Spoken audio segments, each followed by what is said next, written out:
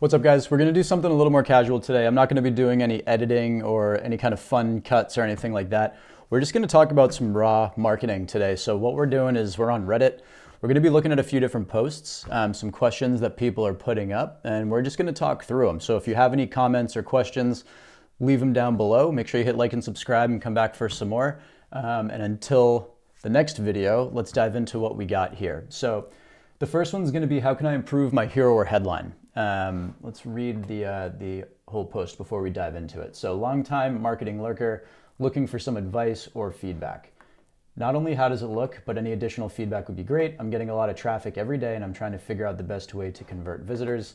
Users coming to my site are searching freelance web designer or web designer near me or some iteration of those terms. So I'll give you my 2 cents, then we can go down to the comments and see what other people are saying. But I think right off the bat, in terms of like why people aren't converting, you're giving them 2 different options, right? You're giving them web design and you're giving them marketing. They might need both of those, but a lot of the times when someone is searching for a designer near me, they're not looking for a marketer. So if you shove that marketing message down their throat when they're just looking for a designer, they're more likely to turn away and go somewhere else. So I would say first bit, definitely either condense or make 2 different hero images, right? You want to focus on your design or focus on your marketing. If you need to make 2 hero images, 2 landing pages, that's probably the best way to do it. But first and foremost, make sure you have a single message that you're aligning with people. Yes, web design is part of marketing, but no, not everybody that needs web design needs marketing just yet. And some people that might need marketing don't need web design. So there's that to contend with also. The next piece, learn how I blend the art of design and the science of marketing to get your business more customers with my proven strategies. Now that's good, that's great, hopefully it all works. With all fairness, they don't care about you, they care about building their business, right? They care about the proven strategies and how they work. So I wouldn't remove this by any stretch of the imagination, but I would reword it to something along the lines of, blend the art and design with the science of marketing to get your business more customers with proven strategies, right? It's not me, it's not I. You're really just showing the benefits of working with you. And I don't think you need to say, hey, work with me to kind of allude to those benefits. The last bit you mentioned was the call to action. I think overall the CTA here, schedule your strategy session, is just fine. And I think honestly, a lot of what we're seeing about this design is just fine. But for more refinement, think about some time sensitivity, think about some exclusivity, give them a reason to convert. Schedule your strategy session. Is it a free strategy session? Is it a quick strategy session? Is it an in-depth strategy session? There's a lot more you can do with that call to action to make sure that people actually want to engage with it. And if one's not working, test, and just, swap it out till it does. So let's see what some other people have to say here. Strategic web design that converts visitors into customers. Yeah, great. So no, we're not talking about marketing here. That makes sense. Someone thinks it's a roast. Okay. Learn how I blend blah, blah, blah. Nobody cares how you do it. Yeah, nice, good. Learn how you can blah, blah, blah. Good. Yep. Okay, looks good overall to me. Usually I'm not confident about my work because it's only when I made 2 decisions. Blah, blah, blah. Quantify it with numbers. Increase X by how much. That's great. That's an awesome comment. So you want more converters, tell people what they can expect when they sign up with you. Yes, they're going to get good strategy. Hopefully they're not signing up with you because they think they're going to get bad strategy, but quantify what that good strategy is. So for example, we work with a customer, before they started working with us, they were paying about $13 per lead on Facebook. When they started working with us, it went down to about $8 per lead on Facebook. So, if I was to make this, I don't work primarily with web design, so I would say strategic marketing to gain more customers, reduce your cost per lead on Facebook by up to $5, or you can say by about 45%. Right? There's a couple different ways that, maybe closer to 30%. There's a couple different ways that you can put that into the hero image to quantify the benefits. I think that's a really, really, really good piece of advice. Are you selling web designer strategy? Perfect. Yep, that's what I'm saying, bro. Hero copy is 3 things. Okay, what exactly do you do? Why the person visiting the website should care, and what do you want them to do next? Yes, that's exactly what it is. So clear up the headline, make it easy to understand. Don't use buzzwords. Switch the headline to a consumer-focused benefit. Yep, what they'll get from working with you. In my example, it was a reduced cost per lead on Facebook. Your CTA is also a little long. Maybe schedule a call. Yeah, I agree. If we look at the actual design of it, the CTA itself is like very long. So sometimes shortening the path to conversion is literally shortening some of the visuals too, to make it look like it's less of a commitment, if you will. A little button can be a little commitment in the psychology of a person. I wouldn't teach a course on that, but every little bit helps when you're trying to get people to convert. So that was good. I think overall that's good. Let's jump to the next one. If you have anything to add here, or any comments about how this hero image could be benefited, why don't you leave them in the comment? And again, like and subscribe if you like this type of stuff. We're just going to be doing it raw today. Not many edits. So you'll hear all my speaking snafus as we go along here. Do you believe blogs are still a viable content marketing strategy? As in the title, do you believe blogs written by individual professionals are still viable as a good organic content marketing strategy, or did their time run out for good and people are not paying attention to them anymore? That's a really good question. Besides the obvious answer that blogs are still relevant, I think when people think about blogs, they think about like what vlogs were, right? And what blogs used to be. It's like follow me through my day. Blogs are very different now. So a lot of the time when you're writing a blog to answer a question. You're not writing it to talk about your camping trip and then hopefully that camping trip snowballs into your steel manufacturing business, right? That's not how your blog is going to work. Your blog is going to work by talking about what different types of steel are applicable for different buildings, bridges, applications, what steel is applicable to different applications, right? So you're not going to necessarily be tying irrelevant things together in a blog, how like blogs used to be. Really what you're doing is answering questions in long form content and making sure that you provide custom, like real world examples, stories about what you see being beneficial for that query. So again, if someone's searching for like, what's the best steel to to build a small bridge, I don't sell bridges, then you'd want to write a blog about the different types of steel that could be used to build bridges. And within that blog, you'd probably be answering that person's question, right? So that's the type of blog that I would look to now. It wouldn't be an activity blog. It wouldn't be a vlog like we saw maybe 10 or 12 years ago, but let's see what other people are saying. They're still good. I use them as part of my lead gen strategy. I also include an audio video version where I essentially just read it out loud. I think it's really industry dependent on how effective they are. Yes. Another yes from the comment section. So 100% audio and video. If you write a blog, use that as your foundation for your YouTube channel. You don't need to be on the screen. If you want to be on the screen, you can put yourself in a little corner like we have up here. But you don't need to. You can just simply read the content out. It's kind of what we're doing here. I got a camera here and a camera here to make sure that we can cut some angles and make it more engaged for you guys. But ultimately, I'm reading Reddit, right? And it's not my blog, but I'm reading content and hopefully someone's watching it. So adding audio video is key. Agree. So everyone appears to agree. I'd suggest hiring a marketing agency if you have the funds to help you out with SEO and your web presence if you haven't already. The world's changed a lot since 2003 and having some level of basic computer and fill-in skills is mandatory. Okay, great. So I agree. SEO is something like 1,000 different little things that together make you show up on Google and is complex enough that you really do need a domain specialist. Yes, you do. SEO isn't just like putting up content and then seeing what happens. There's a lot of different little things that go into it, and be wary of the fly-by-night SEO agencies. If you are looking for SEO, AdLast offers SEO, but I don't offer true technical SEO, I can absolutely refer. Our SEO is content driven. So if you work with someone like us, you're going to be getting those blog type posts, those FAQ pages, answering questions within Google that people are asking, and that's going to be your long form content. Rarely do we get into the technicalities like schema markup or anything else, because at the end of the day, what we're doing is optimized for people reading. And yes, you need to optimize your site for search engines, but half of what tells search engines your site is worth showing is the interactions that people give your site. So, you know, there's a couple different sides to that coin.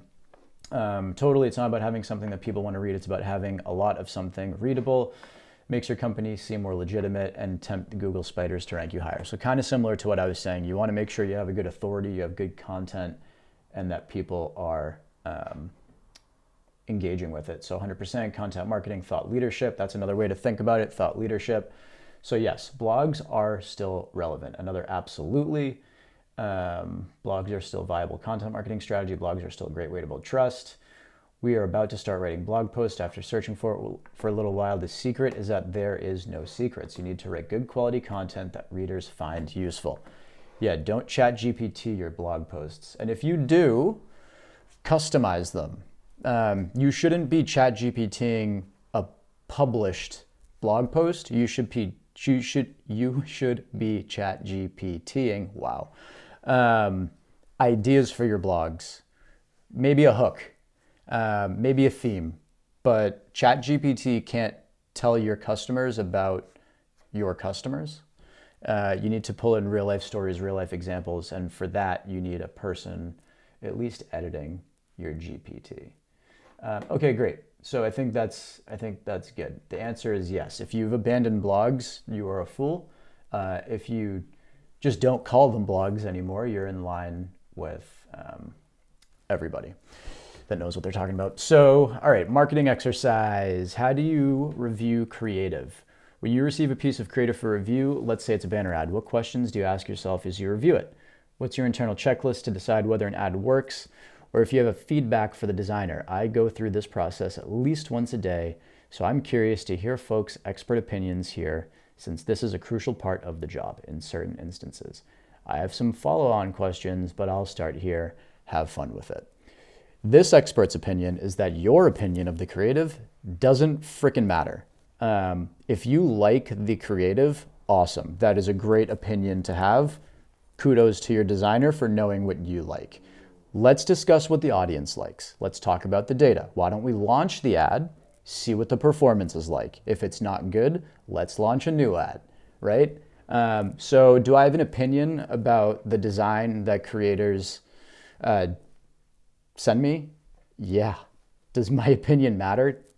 Not beyond my own. If there's a spelling mistake, if there's an actual mistake, that's different. But I mean, if you're asking me, do I like it? My opinion doesn't matter. I don't care if I like it or not. I'm not the target audience. So if I like it, we're basing the creative on something completely irrelevant. That's just that. This person also has maybe a more tactful answer. What's the goal? Who do you expect to respond? What are they doing when they see it? What behavior do they need to do? How will they know what it is meant for them to do next? Quality response here. Yeah, I agree. So my response, it's not about what you like. Launch the variations and see what works. You are likely not your target audience, so your opinion doesn't really matter. Again, it's might be rough, but it's the truth. Your opinion of your creative shouldn't matter. The last agency I was at, we wouldn't launch anything unless the owner of the agency liked it. Even if the client liked it, but the owner didn't, he wouldn't run it. Has anyone noticed how many clients can't behave maturely or professionally? This one might sting a little bit. I think it would add a lot of context if we understood why the client was like shitting on their work. But you shouldn't be going to a place of being defensive. I've made that mistake plenty of times in my career, and it rarely ends well. What you can do is bring all the data to the table. When we're talking about marketing strategies, specifically digital marketing strategies, the beauty is that all the data is there. It's invaluable because then we push our emotions to the side and we're starting to talk about what actually works, what doesn't work and what we can do better to push it in the right direction. So they're angry because they think it's not working, and whether or not the lead volume is or isn't there, I think is another question, but it's always working, right? It's just a matter of how we communicate that to the client and what their expectations are and how we define working. It's of my opinion that the more you educate your customers, the less they really have to get mad about, because they'll have an understanding of why you did what you did. And if it doesn't work, then that's not an issue, because there was critical thinking applied to why you did what you did. The only way to know if something's working is to do it. All right, let's jump to the next one. Looking for ideas where to advertise e-com business of 25 years. Google has become impossible. Too many 800-pound gorillas in my industry to win in a bidding war. Looking for good sites to advertise that are very targeted to needing our product. For reference, we sell shipping supplies. I think cardboard boxes, bubble wrap, tape, etc., etc. What may be some underpriced, fair, but targeted places to advertise such a business? Ideas, please. Okay. So there's a couple things to unpack. One is it B2B, is B2C. Are you selling, maybe another way to, are you doing like commercial volume cardboard boxes? Are you selling your cardboard boxes to manufacturing companies?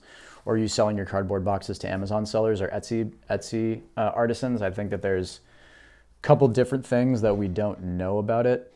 The other piece is what's some underpriced / fair. I mean, depending on how you look at it, digital is underpriced. It's expensive, but when you compare it to some of the other placement types, like a TV or radio ad, it's significantly underpriced. Assuming that they're going and selling to manufacturers that package large volumes of things in cardboard boxes, I'm gonna say LinkedIn.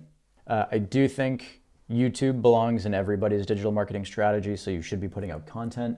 That's free. There's plenty of places that are underpriced. There's plenty of places that you can advertise on. Google is not impossible. You need to revisit Google. That's probably the one place you should be investing and should be focusing your efforts. I would absolutely be running on Google. I would absolutely be running on LinkedIn. The other thing that people don't typically think of is content syndication.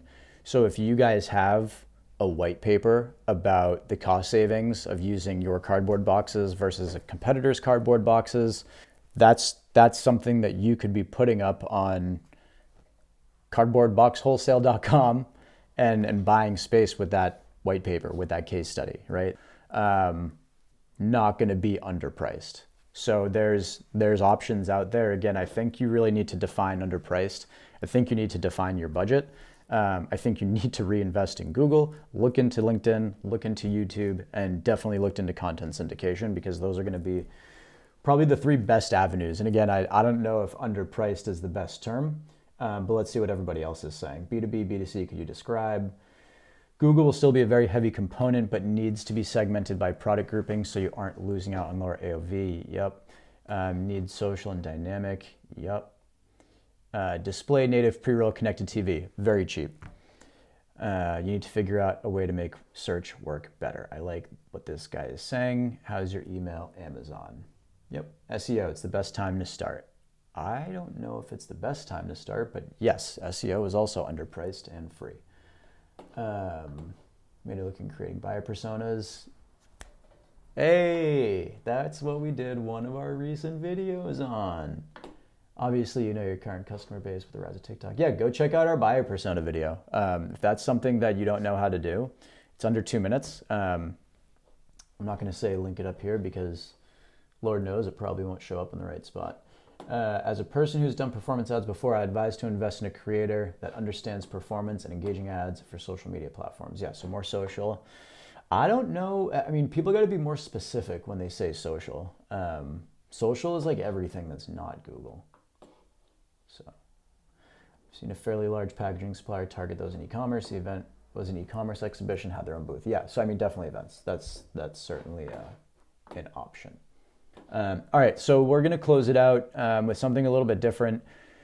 What's a marketing hack that more people should know about? Looking to see what kind of crazy, weird, interesting tips, hacks you guys have got. Yeah, can't read. That's going to be the subtitle for today's video. I'm not going to give my tips and hacks and whatnot, but we're going to see what the world of Reddit says. I will agree or disagree. Learn how to use Excel. One weird trick most people don't know. Definitely learn how to use Excel. I would argue that most people in marketing do know how to use Excel. Yep, more Excel. Everyone replying to the Excel. Excel. Okay, next. How does Excel help with marketing? Genuinely curious. Well, we're still on Excel, but that's a great question. So you can download all your data, create a pivot table, sort your data. Excel is way more useful than Google Ads or Google Analytics by leaps and bounds. So, I mean, genuine answer, just like arbitraging the data and cutting it up is how Excel helps with marketing. All right, people connect far more with stories than sales pitches, dry facts. Yeah, that's 100%. Humans are storytellers. We like to tell stories. We like to hear stories. We remember stories. All right, learn about your audience, not just demographics. What events do they go to? Do they need continuing education or other certs? What media brands actually publish content focused on these areas? Everyone is chasing a low CPM and CPC, but none of that matters if you don't actually understand what they need to get the job done.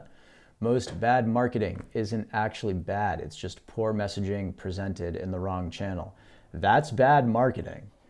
Marketing is not sales. Learn how to defend this. Yeah, that's a big one. Learn what marketing actually is in the process, 100%.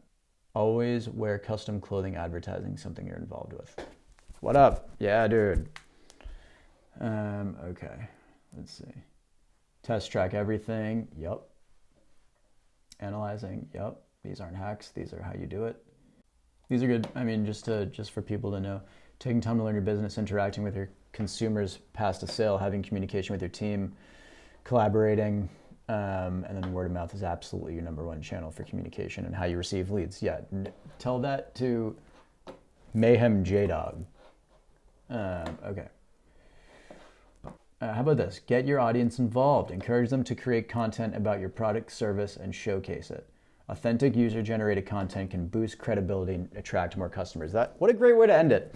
Why don't you take this video, slice it up, tear me to shreds, give me your thoughts, post a response to it, and when you're done, like and subscribe, leave something below. Thanks. Peace.